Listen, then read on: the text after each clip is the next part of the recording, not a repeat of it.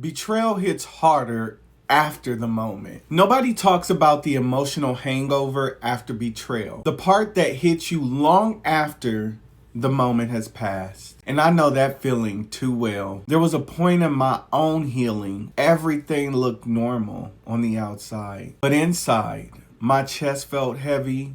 My thoughts were foggy. One small reminder could flip my whole body into panic. I didn't understand why it still felt so raw long after the event was over, until I learned what was actually happening. You know what I mean? The heaviness in your chest. The fog in your mind. The way your stomach drops when something reminds you of what happened. It's that emotional hangover that makes you feel drained, disconnected, and confused. Like you're here, but not fully present. But here's the truth about that feeling. It is not weakness. It is not you being stuck. It is your body trying to recalibrate after being emotionally blindsided. Betrayal shocks your system. It floods you with fear, disbelief, anger, grief, all at the same time. Your mind tries to make sense of it, but your body holds the impact. Your body remembers the moment the truth tore through your world. And the emotional hangover, it shows up when you start coming back to yourself.